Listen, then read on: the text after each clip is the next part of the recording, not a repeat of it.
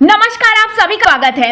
रविंद्र भटाना ने कहा गहलोत साहब ने गुड्डा की चूड़ी चढ़ाई तो फड़फड़ाने लग गया। अभी विधानसभा में पिटा, आगे क्षेत्र में भी पिटेंगे। वहां कम पिटा, यहां ज्यादा पिटेंगे। जी हां, हम आपको बता दें कि विधानसभा में यूडीएच मंत्री शांति धारीवाल के साथ धक्का मुक्की करने के बाद राजेंद्र सिंह गुड्डा को कांग्रेस ने भी निष्कासित कर दिया है। इस प्रकरण के बाद यहां से 2 बार विधानसभा का चुनाव लड़कर 50,000 से अधिक वोट लेने वाले कांग्रेस नेता रविंद्र भटाना का बड़ा बयान सामने आया है। भटाना ने कहा कि अभी तो राजेंद्र सिंह गुड्डा विधानसभा में पिटा गया है, यह खुद राजेंद्र सिंह का कहना है। आगे देखो उसे क्षेत्र में भी पीटेंगे।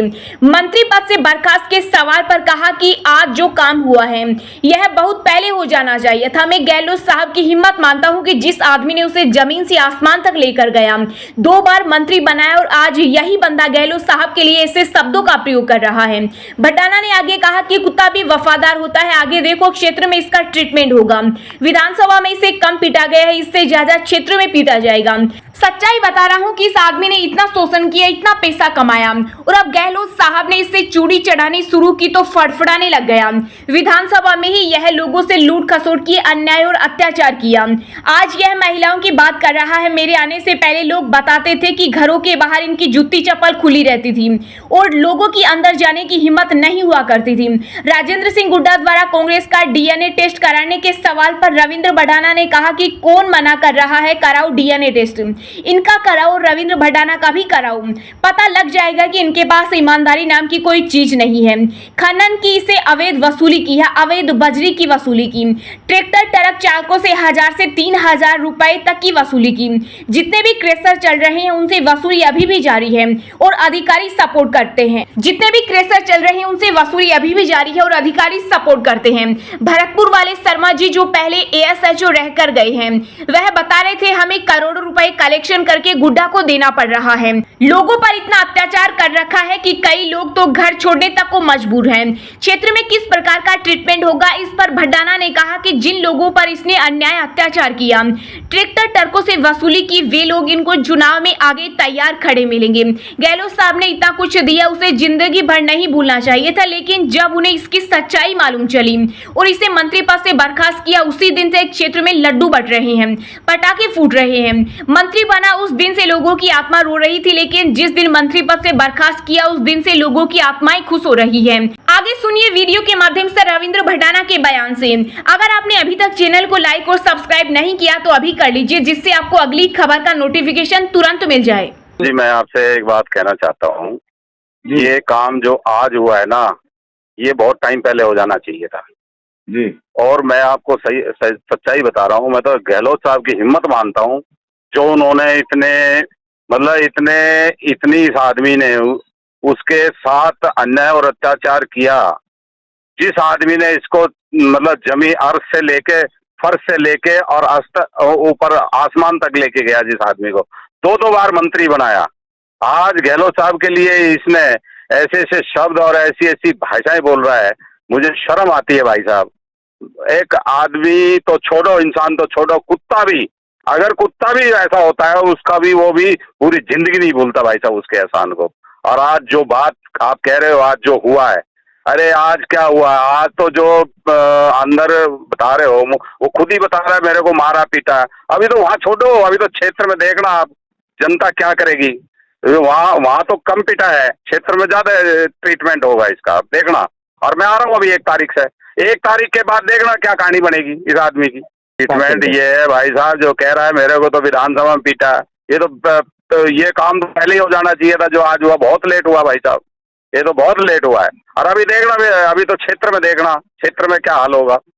मैं आज सच्चाई बता रहा हूँ, इस आदमी ने इतने लोगों का शोषण किया है, इतना पैसा कमाया। अभी गहलोत साहब ने थोड़ी चूड़ी चढ़ाई है इसको, जब भी तो बड़बड़ाहट करने लग गया, क्योंकि इसको खुली छूट नहीं दी। ये तो भाई साहब इसने पर मंथ 3-4 करोड़ रुपए तो मेरे क्षेत्र से ये अवैध वसूली कर रहा है, लोगों को लूट और खसोट कर रहा है।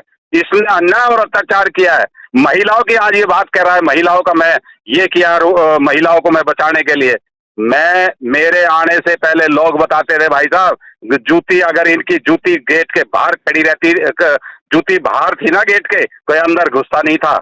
ये ऐसा लोगों के साथ महिलाओं के साथ अन्याय और अत्याचार। अरे ये इनका डीएनए चेक करा लो, ये कहते हैं ना मेरा डीएनए चेक करा लो और गहलोत साहब का डीएनए चेक करा लो। मैं कह रहा हूँ रविंद्र भड़ाना चैलेंज कर रहा है, मेरा डीएनए चेक करा लो और राजेंद्र हुड्डा का डीएनए चेक करा लो, पता लग जाएगा। भाई साहब ईमानदारी नाम की कोई चीज नहीं है इन लोगों के। मैं आपको ये कहना चाहता हूँ, इस आदमी ने वसूली खनन की इसने वसूली की है, बजरी निकलती है वो अवैध वसूली है। एक एक ट्रैक्टर से बिना लाइसेंस के, बिना रॉयल्टी के, लाइसेंस के, बिना इसमें हजार 2,000 3,000 रुपए ट्रकों से, ट्रैक्टरों से, ट्रॉलियों से सबसे अवैध वसूली की है।